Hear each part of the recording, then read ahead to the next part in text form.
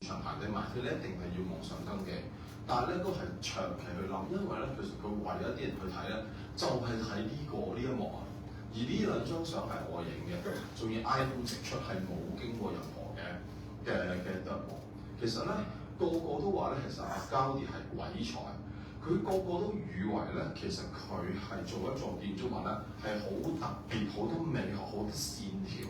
佢係一個藝術家，其實佢唔係，佢係一個好精於數學、好精於結構同埋好精於陽光處理嘅一個建築師嚟。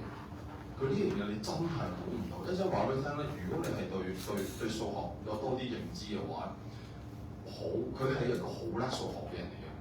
佢其實咧就話啦，呢度係睇嘅時候咧，佢最特別因為呢邊向南咧，陽光咧就通過嗰種彩繪玻璃咧，就形成咗呢個效果。呢一個咧其實咧係佢保留咗少少係哥德式建築嗰種嘅感覺嘅。哥德式嘅教堂咧，佢嘅特點就係個陽光。佢成個環境好黑，根本上咧裡面咧係冇乜陽光。如果一個最標準啦，標準式先講先，佢就會係咩咧？兩邊咧就通過陽光咧，而係用嗰啲唔同彩繪玻璃咧，就黑咗咧係嗰啲唔黑咗砌咗咧係聖經嘅故事。咁嗰啲聖經嘅故事咧，就代表緊啲咩咧？就好似係耶穌嘅或者神嘅愛，就通過呢啲嘅彩繪玻璃。令到你室內度感受到咧神嘅愛，呢個係第一點。第二咧，點解好多女士們咧，佢哋都會想係中意就話咧喺教堂着婚紗行禮？點解好多時女士們有咗咧？因為咧成個喺個教堂裏邊咧，如果喺西方人嚟講，佢哋其實係去到係著嘅禮服多數都係黑色，只有係得神父同埋新娘係着白色嘅啫嘛。咁啱啱如果喺個中間嗰個走道嘅時候咧，咁阿爹哋帶住阿女女咯，而阿女女咧，佢咧就係着住嗰個新娘係着住白色嘅婚紗，有時如果拖地嗰啲咧，陽光照射埋落嚟咧，佢成個仙女咁樣飄出嚟嘅。再加上咧係哥德式嘅建築咧，佢係中間嗰個本堂咧係特別高嘅，所以咧佢上面嘅窗係特別多，咁令到咧係更加多嘅陽光喺個中間個本堂嗰度係最光。而去個神壇啊，即係個神父去到主持禮室嗰度係最光嗰一點嘅。所以咧喺一個標準嘅叫做哥德式教堂咧，喺個耶穌嘅十字架咧嗰一點係最光嘅。咁而多數你會見得到咧標準嘅哥德式教堂咧嘅十字架咧嘅耶穌像咧係金屬嘅。知唔知點解係金屬？唔會係木嘅啊，反光。等佢係反光嚟去到咁樣，呢個係標準佢哋喺陽光上面嘅處理。因此啦，就話喺個神壇嗰度嚟講咧，係佢個神數啦，個新娘咧係特別係顯示到佢好似成個發光咁樣嘅效果。咁然之後再加上咧，如果大家識影相就知啦，因為佢成中間個空間係特別高、特別長咧，咁其實個新娘影相出嚟係特別高、特別瘦。咁所以係點解就話好多女士好中意就話喺個教堂行嘅，就覺得哇好夢幻。就因為其實係嗰個靚，其實個建築設計令到佢好靚，所以佢哋會中意。而咧高迪佢今次去做咧，佢接近放棄咗嗰個係哥德式建築常規嗰種咧用彩繪玻璃嗰種嘅做法。佢反而係做咗咧，係好多嘅條細嘅玻璃，佢都係有少少係啲叫做係聖經嘅故事喺度。但係咧，佢將成個地方咧個陽光咧通出嚟咧，係變成咗我哋叫做喺美術上都叫 collage， 即係話係唔同嘅拼畫，又黃又綠，而且咧係個裡面個室內嘅顏色咧係通過因為陽光嘅變化，因為個太陽係會轉。咁個室內顏色係會唔同時候係會轉，所以係好特別嘅。所以啲人點解會去完又再去咧？因為其實你唔同時候早午晚時候去睇，你個室內顏色唔同，春夏秋冬睇亦都有個唔同，係會有呢個變化。咁其實啦，就同大家講下數學啦。其實咧，哥德式建築或者係一個叫古典嘅建築咧，其實係好講求嗰個建築嘅比例。佢呢一度咧，佢嘅闊度係90米，但係咧個神壇高度咧就係佢嘅2/3，而然之後中央呢度就係啱啱係佢嘅一半。咁副壇咧就係咧呢一個嘅主高度嘅裏面咧兩側嘅一半。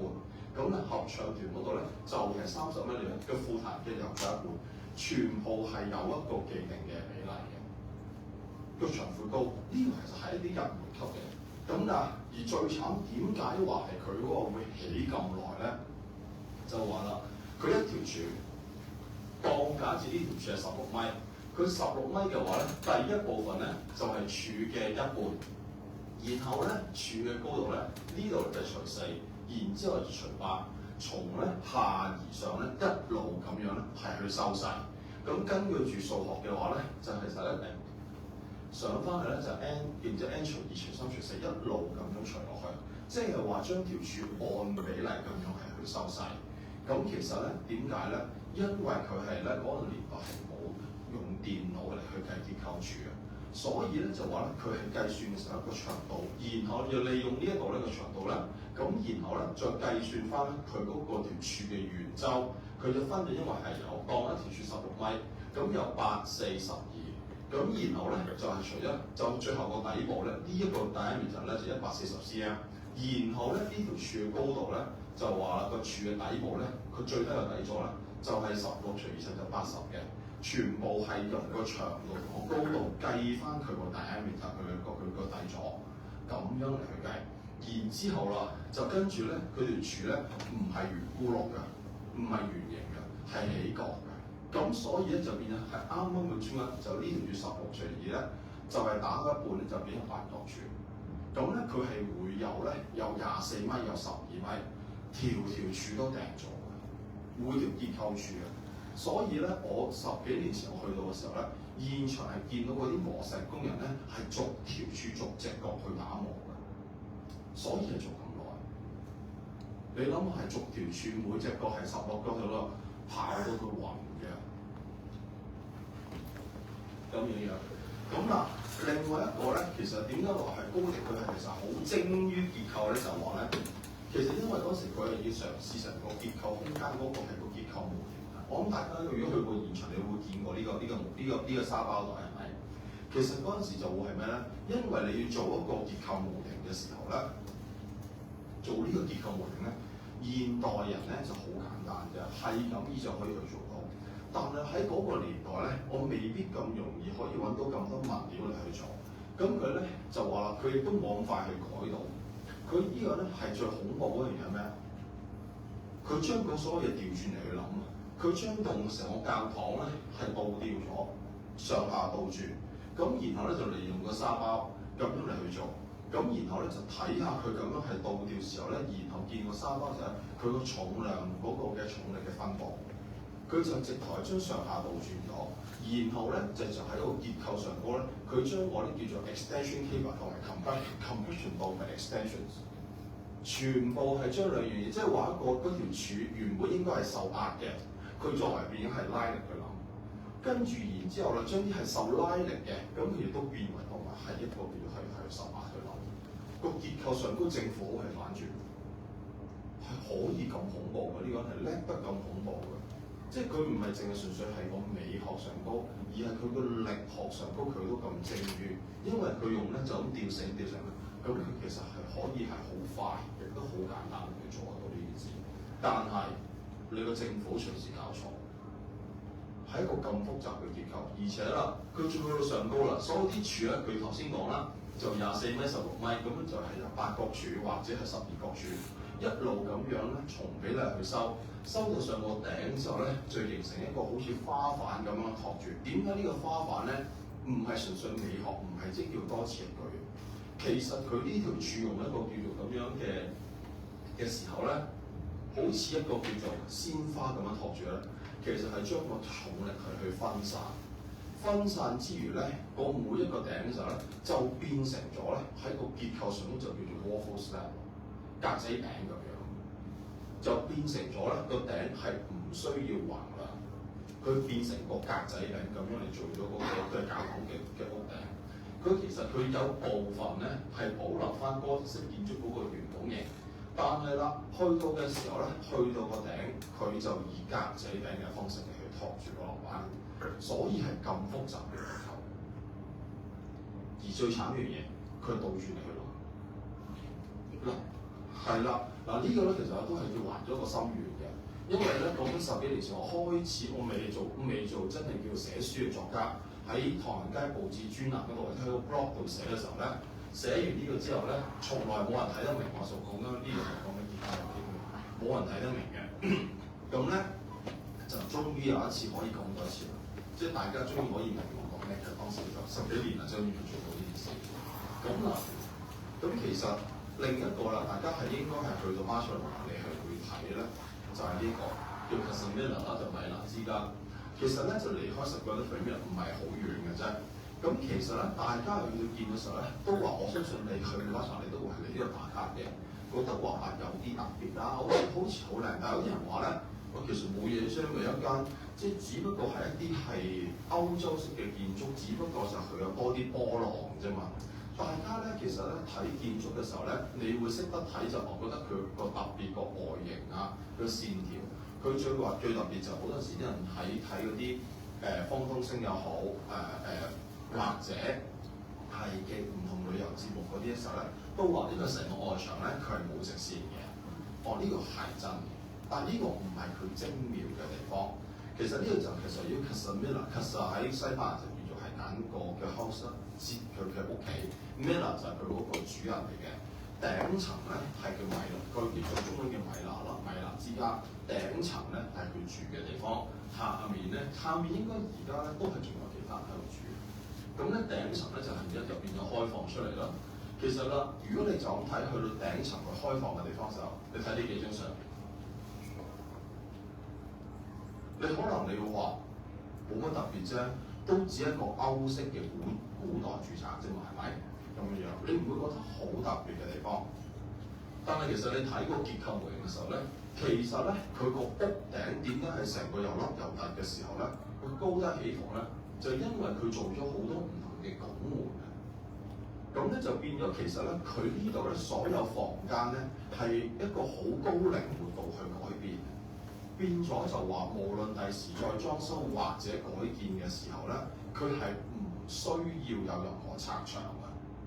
因為其實咧喺古代嘅，如果係做緊個古代嘅建築嘅時候咧，佢其實會用咗好多嘅唔同結構牆嚟去間咗間房。咁因為嗰陣時咧，其實咧係未流行咧係用柱同梁嘅，因為係未出現係鋼筋混凝土，未出現呢一樣嘢。因為出現咗喺二次大戰出現咗鋼筋混凝土之後咧，所以我哋先至有出現喺呢啲咁多摩天大廈。因為咧鋼筋同混凝土咧。喺工程界嚟講咧，就叫做上帝俾工程界嘅一個嘅禮物嚟嘅。因為咧混凝土係受壓強，而鋼筋係拉力強。咁咧基本上係即係話每人係互補不足。而最特別嘅一樣嘢就係咧，鋼筋同混凝土個熱脹冷縮個膨脹程度係一致嘅。所以就係話我哋而家係現代建築起啦，成日話係鋼筋混凝土，點解鋼筋石屎係接近係主流咧？就係呢樣嘢，因為就係佢哋係可以係互補不足之餘，而且係能夠熱脹冷縮係一致，所以係可以而家嘅地球上高會咁多摩天大廈先至可以有，同埋啦，因為有柱同梁咧，變相咗個空間可以隨便係去改變，但係以前咧係冇，因為砌磚牆咧砌咗咧。你要拆就唔得啦，即係等於呢度拆個磚牆就等於拆個結構牆，就係咁啦。你係改變唔到嘅，即係譬如話講個具體嘅例子，就譬如話英皇書院香港係潘咸道嗰個，佢係用紅磚嚟做結構，你拆嗰啲磚牆咧就等同於拆個結構牆，喺嗰棟樓會冧嘅。或者譬如話而家係終審法院，佢用花崗岩石嚟去起嘅，你拆嗰啲叫做混凝土嗰啲牆嘅話咧，嗰啲柱咧係會冧嘅棟樓。即係就呢個嘅問題，咁佢咧就做咗一個好高靈活度嘅空間，而且亦都啦就話就呢度啦，全部用拱門嚟去做嘅。咁咧亦都得意地咧就話啦，佢亦都係好刻意地咧將好多嘅好細緻嘅一啲嘢叫結構物件咧，將佢變成為一個係個美學嘅雕塑。佢點解話佢鬼才咧？佢同時間係好精於結構，但係同時間亦都好精於美學同埋雕塑。佢將所有嗰啲呢啲地方咧，其實唔係偶然，呢啲全部係啲咩咧？係嗰啲煙囪嚟嘅。因為嗰時啲人煮飯咧，佢冇用煤氣爐噶嘛，冇嘅成，佢就將就係用燒柴嘅。咁如果燒柴嘅時候咧，係會有一氧化碳係會中毒，你有煙囪嘅，咁先能夠係將嗰啲叫一氧化碳排出街，係會咁樣樣。好啦，另一個係同一條街嚟嘅，就其實包括如果你去到巴塞隆拿，一定會係同時間兩個都其實係同一條街嘅啫。咁咧呢個就 Barbès 咧，嗱，如果好多人去睇嘅時候咧，就會欣賞佢就哇，日頭就好多外牆好多嘅顏色，佢有好多嘅佢唔同嘅點綴，好多嘅唔同嘅變化，你會咁樣嚟去睇，啊，好多嘅顏色，好多線條，好靚，咁大家會好中意喺度打卡，OK 咁樣樣，即係叫做小紅書旅遊啦，我哋即係俗稱係或者叫 IG 旅遊，冇錯嘅，冇話你去錯，但係啦，其實你去見得到咧，佢個室內嘅時候咧，其實係好多嘅唔同雕塑，而且咧，其實阿高迪其實佢係好叻環保建築嘅，因為咧其實嗰個棟樓其實係一個係普通嘅常規嘅內街，而中間咧其實係一個天井，佢借用呢度咧，等於係個時候個天井裏面咧係可以係去到採光，或者係去到咧係去到通風，憑呢樣嘢令到個室內空間佢做，佢唔係得一個，佢前後兩個，因為其實啲好窄嘅啫，係得嗰幾米寬。咁然後咧，成個上落嘅樓梯充滿住唔同嘅線條，令到你咧成個生活嘅空間係感覺到嗰份美學。呢樣嘢係佢即係叫得意嚟做。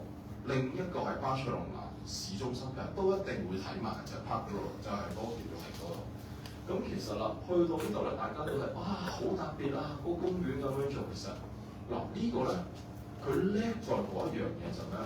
其實巴塞隆拿咧係近住係直頭喺個地中海嘅邊緣，個氣候咧都相對地其實係會潮濕嘅，咁其實都會多水。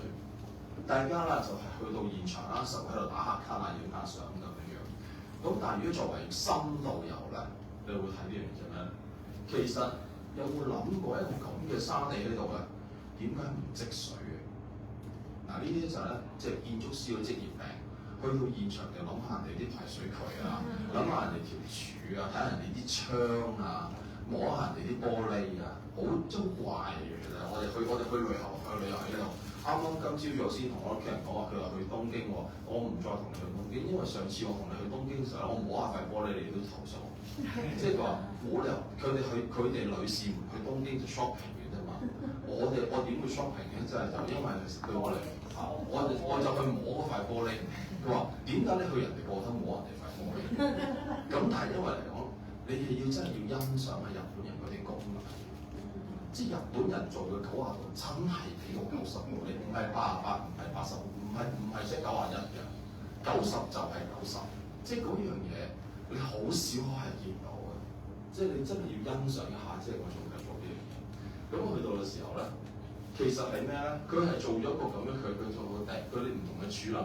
然後其實咧呢度咧，其實呢度頂係咩咧？嗰條柱咧，其實佢唔係偶然嘅。佢中間裏面咧，其實攞係條結構柱啦。其實呢度咧就其實係佢嗰個好似一個格仔頂啦。然後咧就攞嚟其實係會上面山嚟咧，係會攞嚟係下面有個通，即係走水嘅地方。咁然後啦，去到啦，大家現場啦都會好欣賞呢啲嘅凳啦，係個個都話啊。膠田咧，佢真係好食到美學，將嗰啲磚咧就打爛晒，重新鋪過一次。OK，呢個係佢特別啱嘅。你係要欣賞同埋佢嗰張凳咧，大家都會坐下去打下卡啊，因為根據住嗰個人體工學啱。但係有一樣嘢，佢真係叻係於嗰個叫結構嘅咩咧？你睇下佢呢個其實呢啲窿落嚟做咩？就係其實咧，佢將咧嗰啲水咧，嗰啲雨水咧排出嚟。外面有條咁樣嘅坑渠，即係我諗呢個肯定係人類歷史內最靚嘅坑渠嚟嘅，即係佢鋪坑渠都鋪埋豬圈咁多形形色色唔同嘅色彩，咁樣然後將啲水咁排去，然後引走，即係呢啲就係佢講咧，就佢係真珍貴嘅地方。點解話我今日講嘅成個建築產業嘅嗰個叫做係嗰個特別化，就係因為佢有啲好精彩嘅建築，嗰建築嘅本身。係令到你係有着墨、有值得去欣賞或者叫再去欣賞嘅價值。咁所以就變成咗其實呢幾座嘅建築物喺巴士中心嘅交地建築，成為咗呢個城市嘅金眼。就真係可以話，啲人去巴塞基本上係兩個目的，第一就係去睇交地建築，另一個就係去個球場。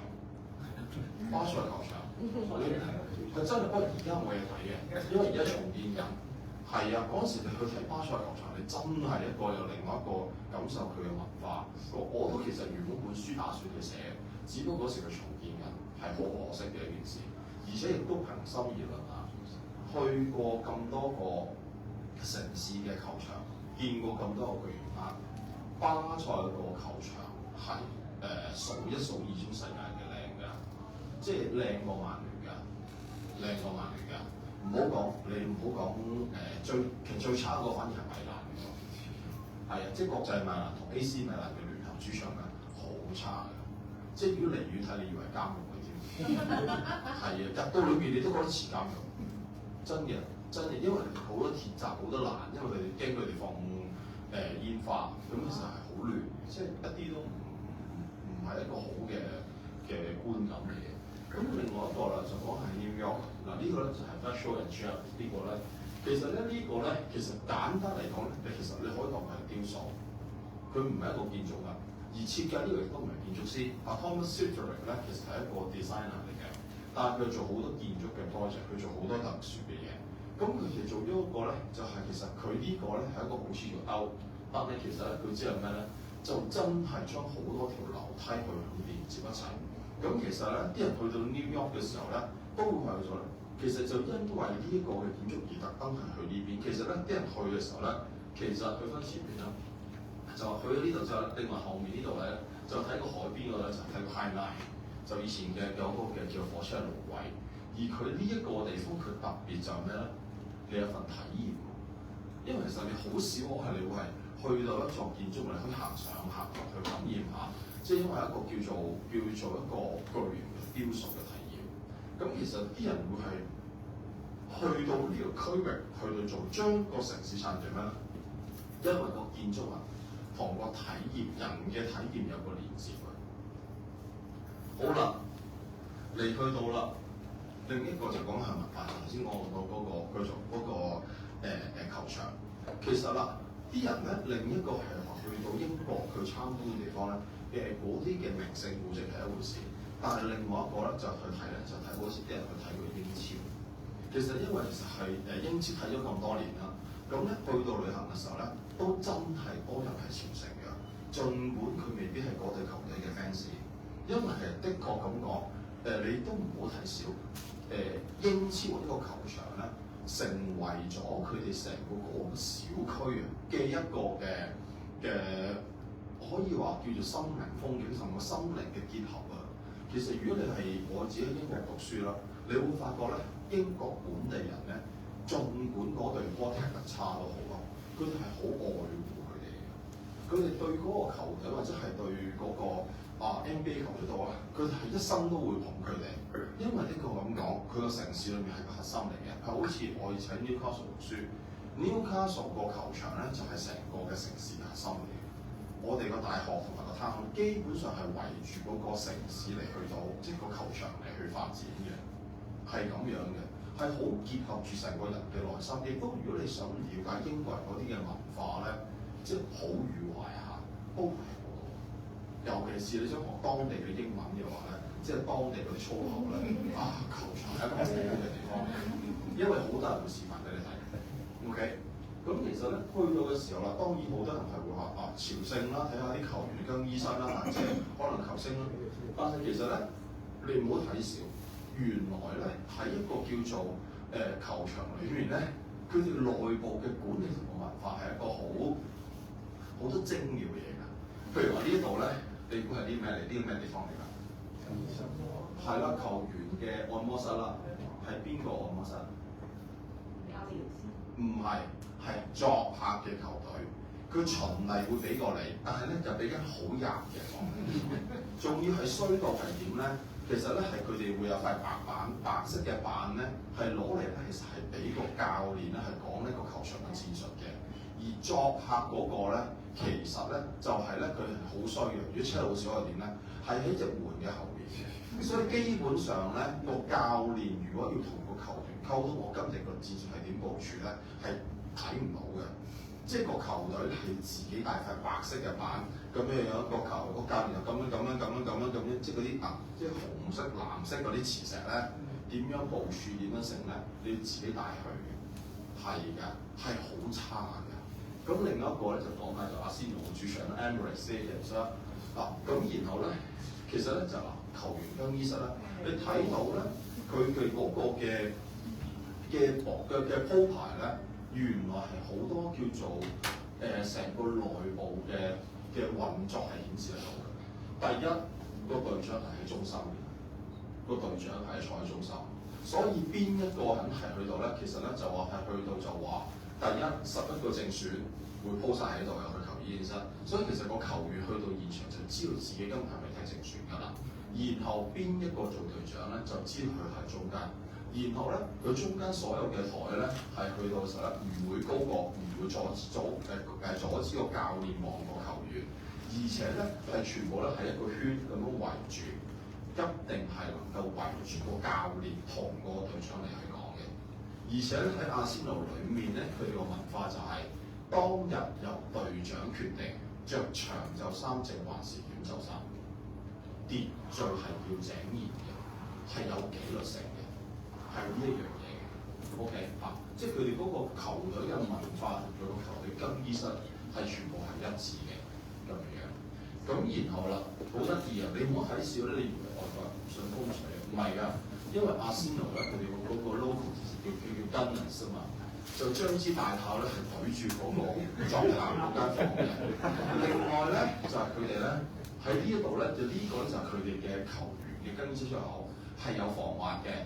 對方嗰啲咧係線嘅，即係唔止㗎。去到阿仙奴嘅主場咧，嗰、個呢因為天氣好凍喺倫敦，嗰、個如果自己主場個球員咧，嗰個下面咧係有暖氣嘅，等佢嗰個咧係嗰個球員隻腳咧係暖嘅，對方係凍嘅，所以咧就變咗就話啲後備一出嘅時候咧，隻腳係軟嘅，係咁嘅，即係好多點解話係話打主場去踢高冠軍波咧，就係咁。其實係呢啲原因嘅，即係個建築嘅設計係配合住晒所有嘅嘢。當然咧，其實後面咧呢一度咧就個球場裏面咧點樣賣位啊，邊度係包廂啊，跟住然之後佢全部係計算嘅。再加上咧，佢哋點解會係咁核心係去做咧？就話其實如果你要買嗰個英國當地嗰個嘅英超嘅波飛咧，係難過你哋香港買演唱會嘅。嗱，第一樣嘢佢哋啲人買係買一個 season，即係成個球季嘅。咁然後咧買個球季嘅時候咧，咁其實你想買唔係你話你俾錢買得嘅。如果以阿仙奴嚟講咧，就因為我清楚啲，因為我啲朋友喺嗰個附近住。首先你最初要成為佢嘅 fan club，嗰個就叫做 Red Plus， 即係紅色嘅。咁呢 Red Plus 咧，佢咧跟然之後咧過咗幾年之後咧，你做咗之後咧，你先成為去到係Silver， 跟住高，然後 Platinum 嘅。咁咧就話當然佢所有波飛第一個買嘅梗係啲贊助商啦，係咪啊？啲包廂嗰啲大財團去買啦，然後就到 Platinum， 然後高，到跟住到 Silver 嘅。咁咧之後先到 Red 嘅。咁所以咧，其實你要買 season ticket 嘅話咧，你要做佢個 fan club 幾年，你先開始排隊入到去，有機會買到佢啲波飛。係咁嘅，即係你要好忠心嘅。所以咧，其實佢嗰啲人咧，係佢嗰啲嘅會籍咧，係世代相傳嘅好物嚟嘅，即係阿爺爺嗰啲係會傳到落嚟嘅，咁傳俾佢哋下一代嘅。如果唔係咧，佢有排餐冇，甚至乎咧，阿爺爺就算上咗天堂都好咧，佢哋係會留住呢個會籍，用阿爺個名義嚟去買波飛嘅，係咁嘅，唔係一件容易嘅事嚟嘅。然後啦，去到後面咧。嗱，其實大家都知，大約係10年前到啦。其實阿仙奴搬咗主場啦，佢以前就係 Highbury 啦。咁其實咧，佢嗰個球場咧，其實係冇拆到嘅，但係將佢轉咗做住宅。咁其實就呢度就將個球場個 stand 轉咗做啦，然後就變成咗咧係嘅唔同嘅屋間咗唔同嘅房喺度嘅。而中間個球場咧，嗰、個地方就變成個公園，就係咁樣樣。咁其實咧，你會發覺一個城市裏面咧，佢哋係當你保留咗文化嘅時候咧，其實佢哋係個球場啊，或者個建築同個文化結合咗咧，就變成一個朝聖嘅地方嚟嘅。永遠呢條街咧係永遠都會有阿仙奴嘅球迷嚟朝聖嘅，永遠都會有嘅。係，好啦，咁然後啦講下啦，另外一個啱啱喺上海翻嚟嘅事就係佢哋嗰個其實黃浦江，其實你會見得到咧，即係呢張相又好立亂嚟，好大鑊，啲付出好大代價。因為咧，我係放航拍影咗呢張相，跟住被警察拉咗。其實唔係我係好大鑊，真係有警車嚟捉我嘅。嗰時我唔夠，我走得太慢，係拉㗎，係禁飛區嚟嘅。跟住就之後咁樣，跟住佢話問我你有冇申請，我冇攞過，我冇去到預先嗰啲禁飛區。咁跟住就之後係話你冇其他冇得，咁我又要翻差館落口供，跟住就留咗個係真係拉咗去警察局嘅。係唔係睇唔睇驗？因為我真係飛太誇張。拉咗就俾警察鬧散咗，但係佢話咁佢就嗰陣時就佢費事嘈，即係費事再理我，咁就算啦，就錄咗份口供，冇罰到錢，但係俾佢係熬咗2個鐘。何明生就安定啊！算係留咗個 warning，留咗個 warning。何明生又係啊，佢諗住去旅遊，佢即刻揾個導遊即刻刮佢出嚟，即係冇啊，唔使導遊啊，你唔使擔心啊，佢個雷達 check 到我啊。你實名登記，你有電話登記，即刻就已經個手機。實名登記唔到啊！你香港人登記唔到，我試過，我想做合法做唔到，所以變焗住非法。但係我有非法真係太過分啦。係啊，咁咧嗱，其實講翻建築先啦，咁咧就呢度其實咧就係黃埔咁，大家知咧就係點解咁多歐式建築，因為佢以前係法租界啦，咁就所以佢有好多歐式嘅建築。其實黃埔江以前係咩咧？點解係攞嚟做咩㗎？攞嚟做船務同貿易，所以其實沿住黃埔江咧好多嘅係銀行，另外就保險。其實咧作為一個少少嘅通識咧，就係、香港嘅 AIA 咧原先就應該係呢一種，而家都係 AIA 嚟嘅。其實 AIA 原本就喺呢度，其實另外有另外2間公司，即係應該係3間公司原本係上海 AIA、先施同埋永安。永安而家都仲喺度，先施就變咗一間公司。其實係啦，嗱呢條咧南京街行咗入去裏面咧，嗰度就先施同埋永安嚟嘅，係喺度。佢哋因為係內地嗰時，因為文化大革命，所以嚟咗香港，就係咁嘅啫。咁咧嘅時候啦，成個嘅特別嘅地方就話佢因為佢有牽涉住唔同嘅歷史同埋燈光嘅時候，佢因為咧佢保留咗成個小區。就唔似我哋香港咧，係淨係保留下西港城，咁一座單獨嘅建築，咁咧就冇嗰個叫座力。成條街咧，呢度咧就保留嗰個叫座力之後咧，佢唔係靜止啲人嚟去參觀埋睇嘅，呢度形成咗好大嘅商機嘅，好犀利㗎。佢哋個商機係點咧？啲人咧，佢不單止嚟呢度係朝聖，係會食飯啦，嚟去行街影相啦。下面呢一條街黃浦江咧，有無數嘅人咧係喺度咧，就嗰啲嘅攝影人咧，你嚟呢度擺 pose，我哋同你喺度係去做，或者甚至乎咧係可能去有唔同嘅租衫嘅情況。其實啦，講緊咧另外一個就係話一個保留個小區其實人哋點樣係去運用佢哋嗰個嘅建築嘅資源同埋歷史嘅背景，譬如話淺草寺，我相信大家都好多時去過873，呢個都唔係一特別嘅地方。嗱，如果你話論時表，普通嘢啫，相對於即係我哋香港啊、內地啊大把類似嘅嘢啦，都我唔覺得係一啲好特別嘅種。但係佢特別就咩？其實佢又係一個商業街，佢又好得意嘅喎。我覺得咧我初初其實我就本書翻嚟我就冇咁寫，應該話個編輯唔俾我咁寫，因為太過全嘅嗰句話。我就話咧，其實淺草寺嘅佈局咧，其實好難 Las Vegas 嘅。即係話咧，佢入去個寺廟前咧，行經過個商業街之後，先至入到個寺廟嘅。其實好似 Las Vegas 咁咧，你要翻酒店房就先經過賭場嘅。咁嗰啲其實就係話，我就但佢話咁樣就好似太過侮辱神明咁樣。佢話就唔好啦，humble 少少，即係3年都有啲溫和啲嘅機構嚟咁樣。你會見得到咧，就話呢度係個寺廟，呢度就個雷門，佢就咁樣去行個商業街。其實佢唔係淨係呢一樣嘢。其實咧，你重複咗，大家會知呢度隔離好多嘅橫街咧，都係有佢哋自己呢個好多嘅商業街嗰個嘅文化。其實老實講嘅，如果你話淨係得一座淺草寺咧，我唔相信大家會去到參觀。淨係得商業街咧，可能會有啲人都隨便當係食下飯。但係啦，一加一就等於10嘅，你會發覺好得意嘅。建築設計或者建築嘅城市嘅產業咧，唔係1加1嘅，係1加等於10嘅。因為有商業街、有餐飲、有消費，然後連埋嗰度做，咁咪順便一次過咯。你要去旅遊嘅時候，你會因為呢樣嘢而去帶動。其實如果你話單係論到建築嘅元素，淺草寺比唔上高迪聖家教堂嗰個嘅，即係單獨嗰個嘅價值，比唔上嘅。即係平心而論講一句，佢欣賞價值。個可觀度邊個話？但係咧1加就等於10嘅。然後啦，你睇下成日龍華寺呢度咧，嗱龍華寺都係一個其實佢去咗啦。嗱而家即係呢個咧，點解放喺度咧？訓練到自己1分鐘之內其實做呢啲咁嘅嘢，唔係好犀利嘅。而家個嗰個流程係點咧？係抄好晒之後咧，一起影相落翻嚟係1分鐘之內完成。係快到個雷達 check 唔到嘅，係要咁嘅。就算雷達 check 到咧，根本上其實亦都係個警察嚟唔到，我就已經就收機走入嗰種嘢，係就一路收機一路喺度就咁樣收，咁樣係要快到咁。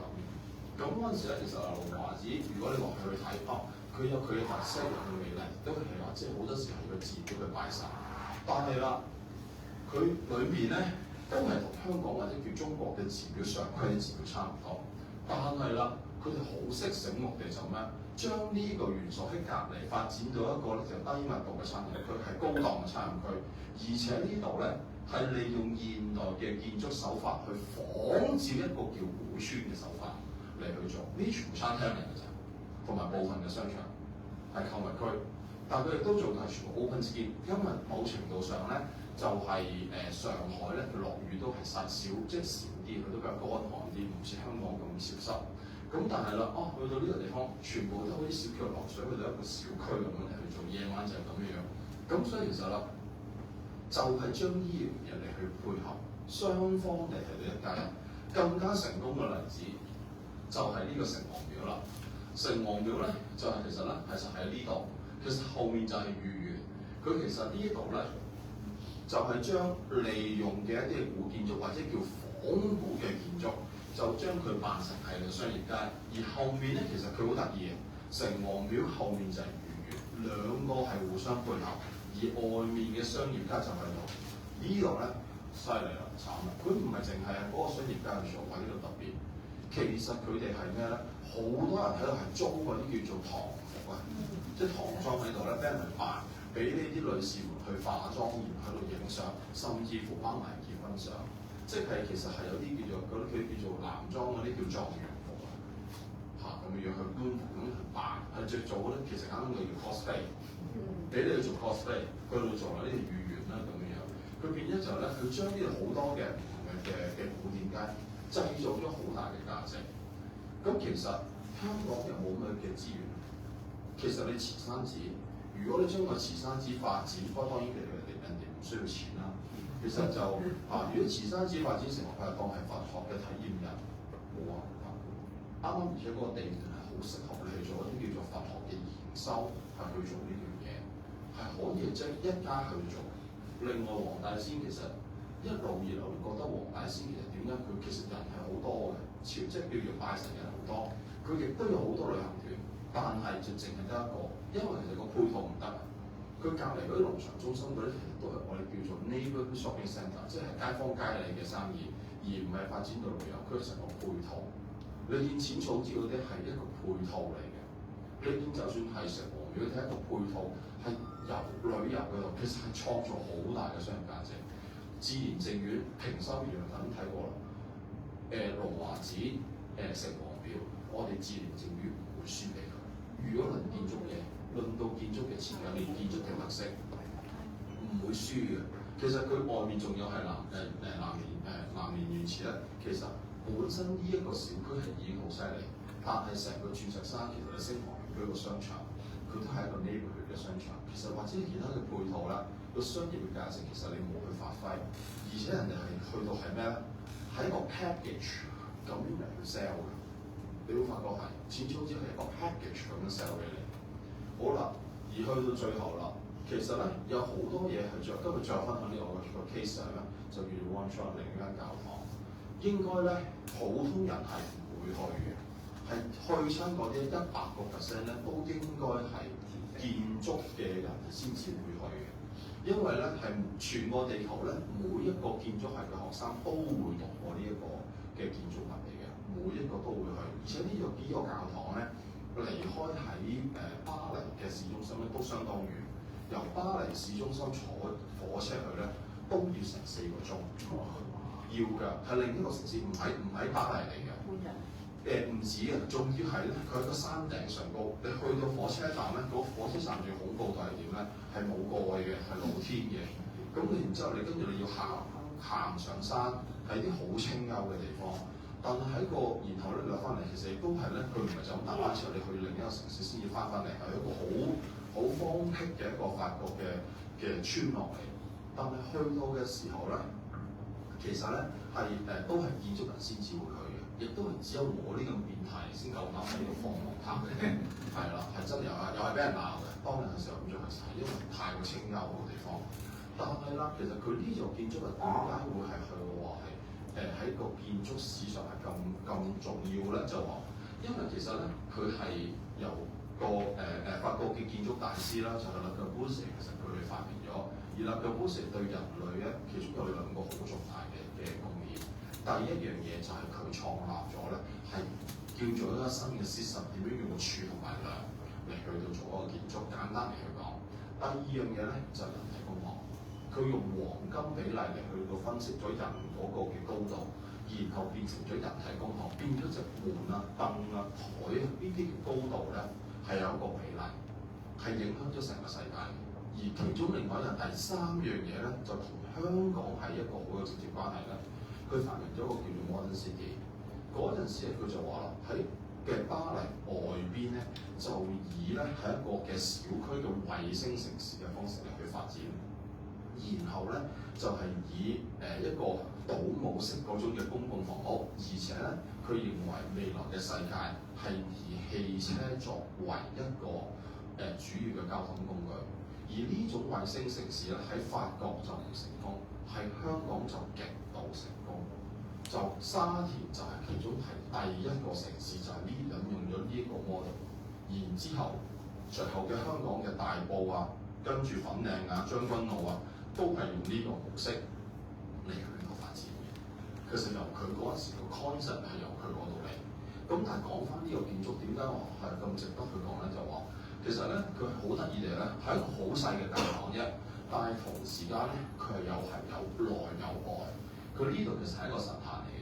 佢呢度外邊咧係譬如話係一啲聖誕節啊或者復活節一啲比較大嘅地方咧，佢呢度係會有佢哋一個嘅室外嘅祭祀。平時咧即係呢度係個室外嘅祭祀，平時咧就喺個室內裏面嗰度進行嘅。嗱，其實咧呢度嚟講去完之後咧，初期咧其實嗰時係我都嗰時去到做到已經係觸覺白啦。咁嗰時話咧，我去到現場都覺得只係純粹係一個嘅朝聖，因為學生嘅年代啦，冇咁多資源啦，就負擔唔到啲咁嘅機票同火車錢，咁到而家啦，可以叫做係即係叫做有咁嘅資源去到去朝聖呢一個去睇下呢樣嘢。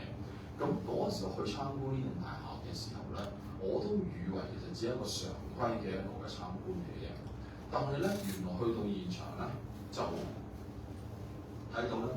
呢一張相咧係每本建築書都有㗎啦，每個學生都見過㗎啦，差唔多已經唔係啲咩新鮮嘅事。但係到現場就咧，你會感覺到就係話，我哋嗰時我嘅老師去教我就話，係點樣係因為住嗰個陽光嘅層次而出現咗嗰種嘅變化，令到個空間因為個陽光而出現唔同嘅效果同埋層次感。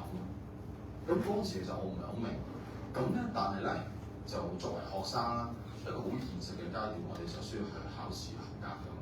咁教授教完咯，咁就照咁寫咯，咁就答完考試，咁合格咪畢業咪攞雙走咯。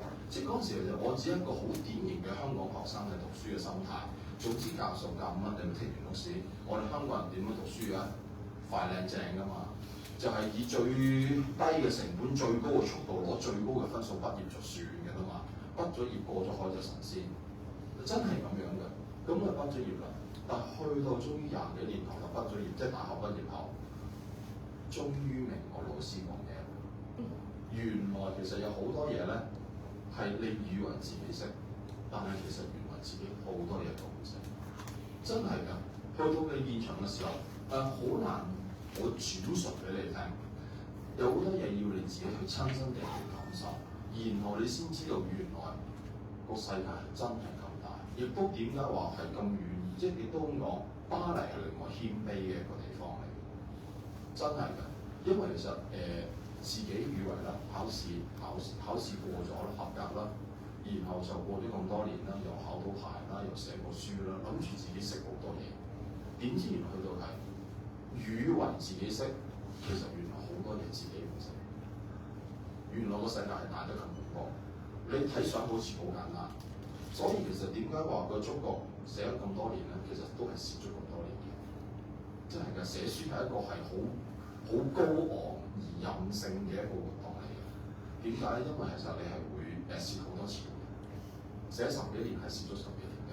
我講真嘅，因為我唔係寫風水書嘛，寫風水書咧嗰啲咧，咁就真係去到就可以賺錢。但我寫啲係叫做小眾嘅書，寫文化嘅書咁樣樣，所以其實版稅好多。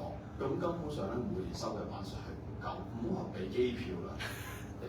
真係講真，火車票嘅錢就勉強夠吸飯嘅啫。講真就係一個個都問我，我啲屋企人問我點解你做埋呢啲嘢，全部都係要蝕錢嘅嘢嚟嘅，即係寫一本蝕一本嘅，所以而家係蝕得多好多嘅。即係慶幸，即係叫做過去嗰10幾年嘅工作都穩定，可以任性落去嘅啫。係真係㗎，佢真係鬧過好多次㗎啦。係啦，咁所以其實嗱，其實今日答翻個問題冇關，就話點解係將個建築產業化咧？就係話其實第一個重點，如果個建築物本身好有建材嘅，咁你當然好似膠電嗰啲，或者係好似呢一個reference 啊，咁你好吸引到啦。如果唔得嘅，就嘗試同佢個文化，好似個球場，或者同佢當地嗰個嘅都市嘅活動好有關係，又或者係咩咧？你係夠多啊，好似黃浦江，好似淺草寺，好似你變咗一個大嘅一個 package 咁樣咗咧，你好有叫座力。而其實咧呢樣嘢點解話會有好處咧？你坐喺度收錢，以個成個城市嚟講真嘅，成個巴塞隆拿或者係成個黃浦江嗰度，啲人係坐喺度收錢嘅。其實我話俾你聽，嗰啲餐廳咧係即係10幾年都唔使擔心佢哋冇生意。即係疫情先有嘅，因為永遠都會有人喺度朝聖，係咁嘅。成個城市去做，而其實香港有冇咁嘅能力咧？係有嘅。頭先講完嗰幾個之後，其實香港做另外一範，你永遠都係會有生意。你做李小龍加葉問嘅體驗人、體驗館，坐喺度收錢啊！即係李小龍死咗咁多年，你到而家都係有 fans。咁而家葉問又紅咗啦，咁你根本上淨係做呢2樣嘢，你都坐喺度收。我講真 ，OK， 今日分享到呢度，多謝咁多位先。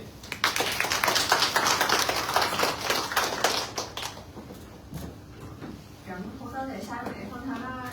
首先祝大家新年快樂先嘅，係啦，馬年健康。咁我哋嚟緊咧就有 Q&A 嘅環節啦。咁如果大家咁多位讀者頭先聽完分享有問題想問 Simon 嘅，或者係我去過巴塞隆拿，我仲見過咩建築，我都想問 Simon 咧，咁都可以隨便提出嘅。有冇先？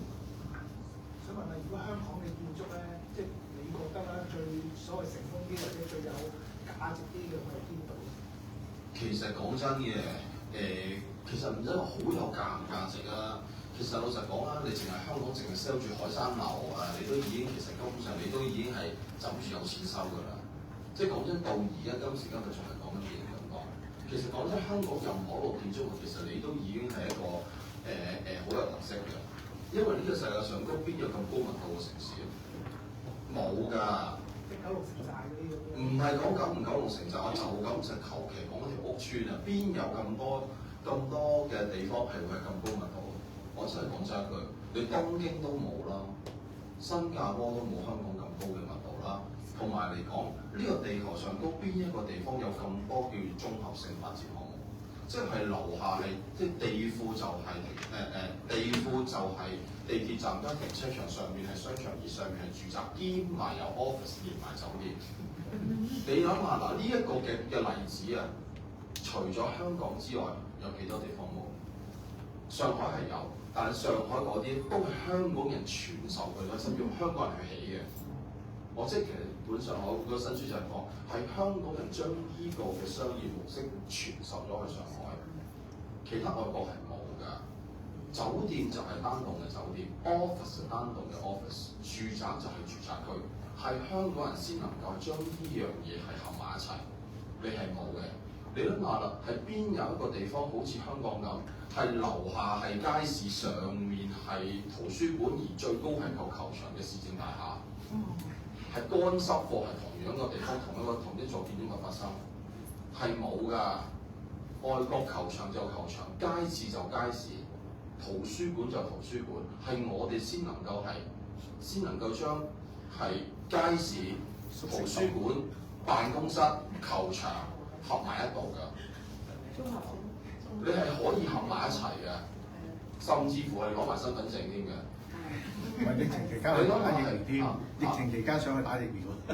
係咯，係打埋疫苗添，根本就係嗱嗰個係臨時，即叫做將個球場去轉用啫。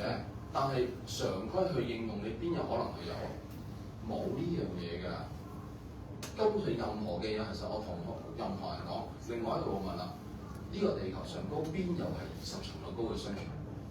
除咗香港之外，但係尖沙咀區係咁以求其噏嘅，你I Square、The One、K11，全部都10幾廿層。Mega Box， 你 APM 全部都10層樓咗。外國嘅商場去到第4層已經好誇張。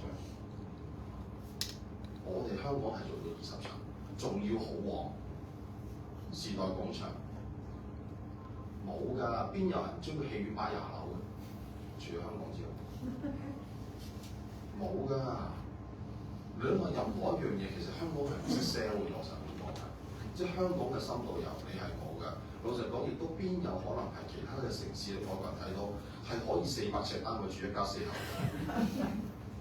嘅。新加坡嘅公屋都1000尺實用。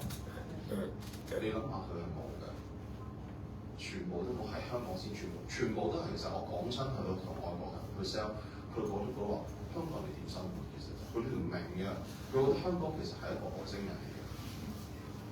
納米樓好似個車位咁大啫嘛，咁咪細個車位，細啦。車位係5乘12米啊嘛。咁其實講緊咧係即係講緊係140幾尺，而家係講136尺，所以其實136尺係細過一個車位。你冇係冇住，即係呢啲係啲咪特別咯。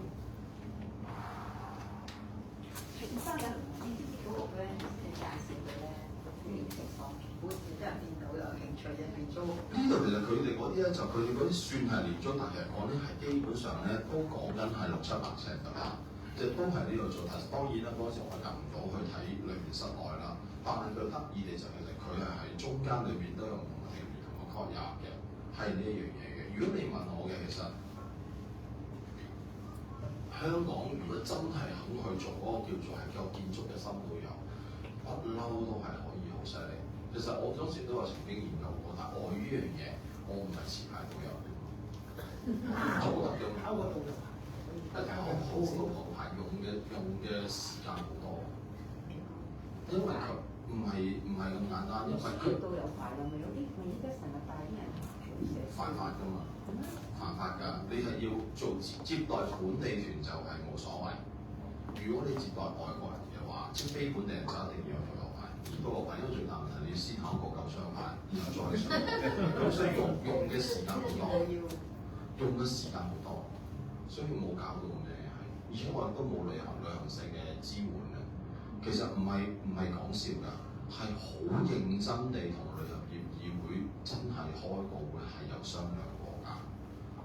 同三聯即係阿 N 退休嘅舊老闆有傾過㗎，即係佢未退休前已經同佢傾過添，直頭安排埋旅行社喺度帶礙於個牌照同個法例，我哋行唔入嘅啫，係有㗎。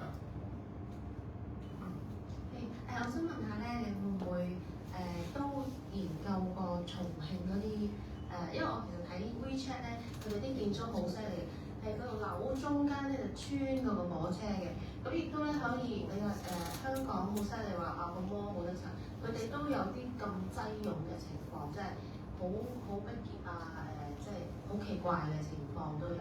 嗰個重慶我自己親身未去過，但睇電視啦，咁佢係特別嘅，因為就好多係依山而建，而依山而建一路係咁扭遇扭穿插嘅，即係可以係由第4樓過去第20樓嗰種咁樣嘅情況係有嘅。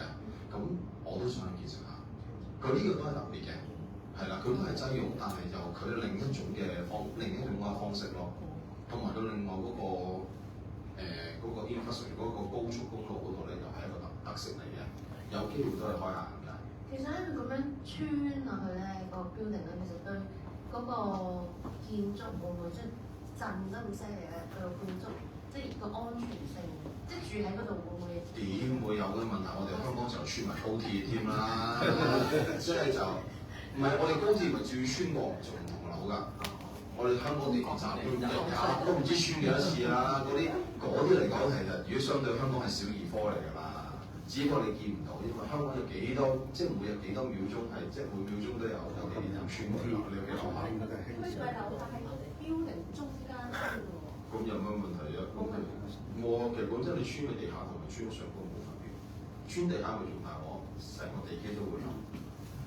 我穿高鐵都係咁啦，係咪？真係上有條問題，唔知係咪？因為咧，我成日覺得香港維多利亞港好靚嘅，即係嗰啲景色啦。咁其實嗰啲咁多座 building 咧，佢哋都有啲街拉或者好默契去話咩形狀啊，咩嘢走出嚟，定係都好隨意定？因為我每一次望都覺得兩邊都好靚嘅。咁呢個望到咁多座 building 嗰個有冇啲規定？一定冇，一定冇，即係撞彩啊！講真嘅，即係大家都係睇翻佢自己個地方，而係各出其謀嘅啫。講真就而其實老實講嘅，香港最大嗰個嘅障礙就係咩咧？個房地產太過成功，個房地產太過成功，成功就導致咗呢樣嘢嘅出現問題。點解咧？就係因為佢香港而家先至差啫，前呢幾年先差啫，前嗰10幾20年，香港起樓係冇一間樓係賣唔出嘅。所以呢咁講嘅空宅都有人買，咁根本上咧，你去到就根本上作為一個物業投資者或者一個發展商，我根本上我係唔需要用心去優化我嘅產品，我唔需要用心，我已經係賺到錢。即係其實佢做呢個同埋係一個商業投資行為嚟㗎嘛，我要賺錢啫嘛。咁我求其起啲嘢我都賺到錢咯，我點解要用心去優化我嘅產品？我講真㗎喎，係咪先？我求其整啲嘢出嚟，你都 OK 啦。只要唔流水唔合乎法例咪得，就係咁啫嘛。咁但係嘅話，如果你話係去到係因為嗰個競爭有競爭大嗰陣，你要各出其謀嘅特色咯，咁你自然你就會係去到係將個產品係去優化去做。其實香港最難嘅做即係做本地建築，其實最難嗰一樣嘢係咩咧？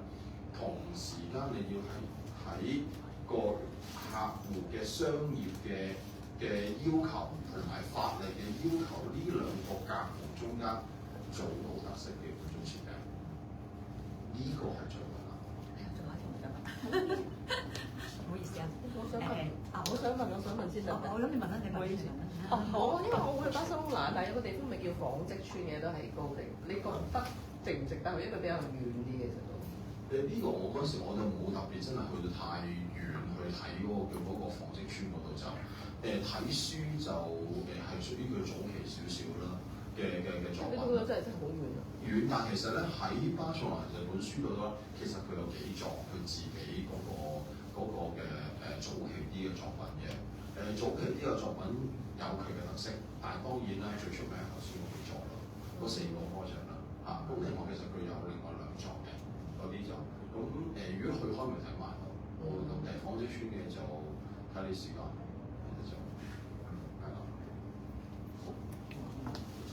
先講開香港維港，即係其實係 on top 佢嗰個。咁頭先係講開話香港嗰啲 building 啦。咁尖咀咧 K11咧個商場其實都裝修叫有啲特色啦。咁你個睇法會唔會覺得即係發展商開始都要諗呢啲嘢咧？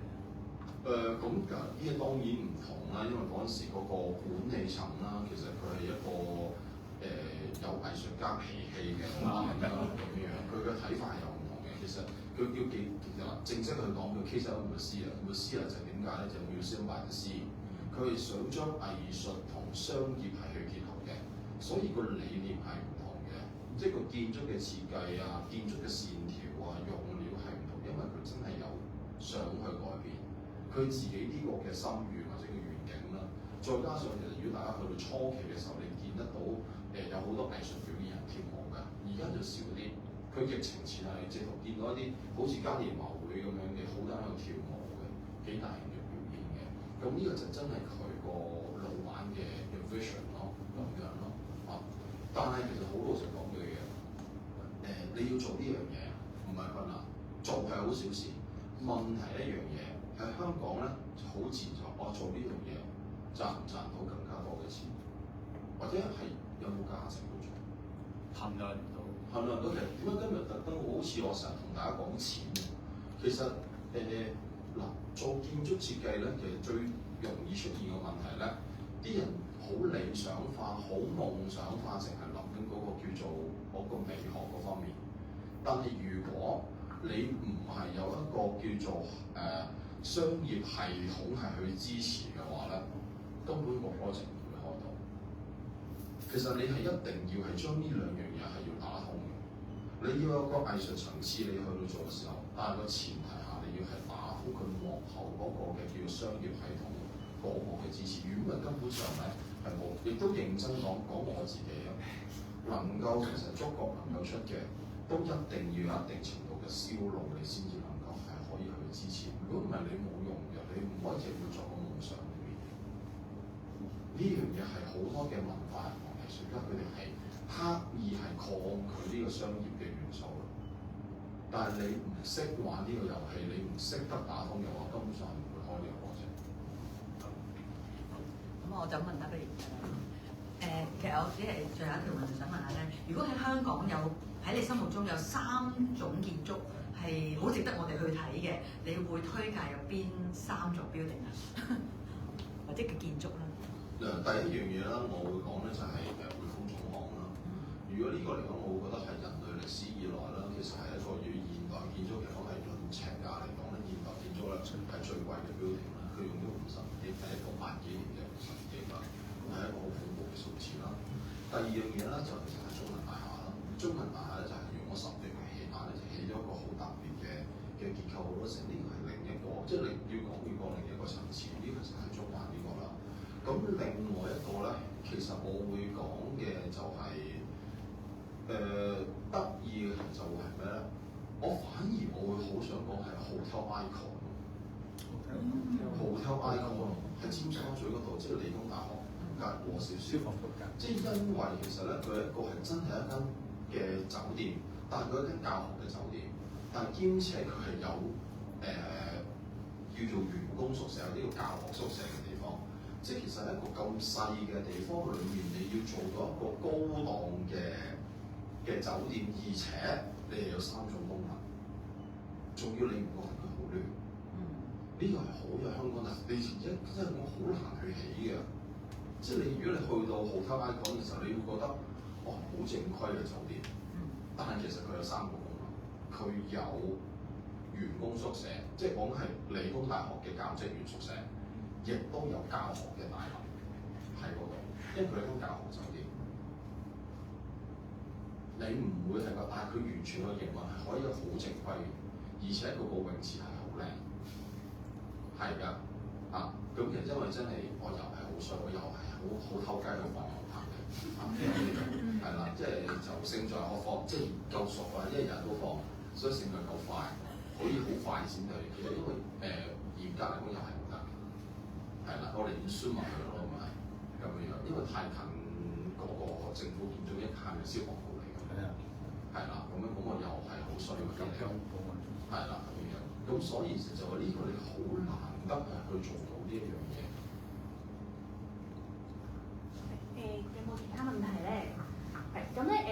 度都可以預告少少嘅。咁係啦，觸覺出咗冇幾多啦，觸覺巴塞隆拿呢本書出咗冇幾多。咁但係嚟緊咧應該今個月底，咁 Simon 觸覺香港嘅由增訂版咧又再出過啦。咁咧呢度都可以請 Simon 講幾句，今次增訂版有咩同之前唔同嘅地方 ？OK 嗱，咁其實就增訂版呢個都係一個好特別嘅一樣嘢啦，因為一本書係第13年啦，可以能夠生存13年都係一件唔係容易嘅事，應該係第8次重印㗎啦，應該係第8次、第9次重印㗎啦。咁咧就而重印嘅時候咧，其實都好多嘢都會有修正咧，因為其實歷史上都會有啲改變。咁今次咧就係加咗咧，就係有隔離嘅聖安德魯堂啦，咁亦都係加咗有嗰個主教山水庫咁樣，係有加咗呢啲，咁加咗另外2、3篇，即係2至3篇上係新嘅嘢咁樣，咁係希望能夠係將嗰唔同嘅地方，然後係去到係將個城市嗰個印記係去到保留啊。其實好得意地係做咗咁多次係去到即係嗰個叫做嗰個建築，即係個建築書嚟講喺度咧嘅話，唔係話佢能夠生存咁耐，而係其實咧原來我哋係好少嘅香港人咧係願意慢落嚟去停留去留意下嗰個嘅特別同個城市嘅之處。其實本地好多嘅唔係淨係我哋業界啦，好多本地嘅香港嘅從業員啦，都其實係好用心地去創造佢哋嘅唔同嘅設計，而且咧嗰樣嘢其實係可以係去到走上世界級嘅。而我哋係冇將呢樣嘢係去推銷同去 sell 嗰樣嘢，即係平心而論，去咗世界咁多個地方，雖然唔夠膽我去過全個世界，去咗世界咁多個地方。我諗唔到有一樣嘢，香港本地用個建築設計嘅論設計、論管理、論到嘅其他，我哋係輸俾世界任何一個地方。爭在一樣嘢就我哋唔夠再去到再進化。喺好多時候，我哋後知後覺。講真，好後期我哋先至係話外國成功咗，我哋先抄人哋條橋。即係呢個香港嘅一個嘅缺陷。做得唔好，即係譬如話，我哋而家係推行緊嗰啲嘅 MIC 就冇新加坡做咗10年，我哋先開始。點解？因為其實不嬲我哋太成功，而唔需要進步。如果我哋係投資嘅時候，我其實係可以做得好好。調翻轉頭，而家我哋個技術咧就 catch up 得好快喎，你做得可以好成功喎，只不過我哋冇去做。咁頭先即係大家提過好多都係關於香港啦，咁所以咧月底嘅時候咧，大家就可以多啲留意呢本書啦。咁喺我哋三聯官網啦，或者係Simon嘅 Facebook 啦，或者係書店咁樣都會有最新嘅出版消息嘅。咁咧應書店嘅要求咧，咁都會想同大家影一張大合照啦。咁馬年可能係第一張書店嘅合照咁樣，咁就想請Simon咧就找件玉布就坐去台下咁樣，咁同大家影一張合照嘅。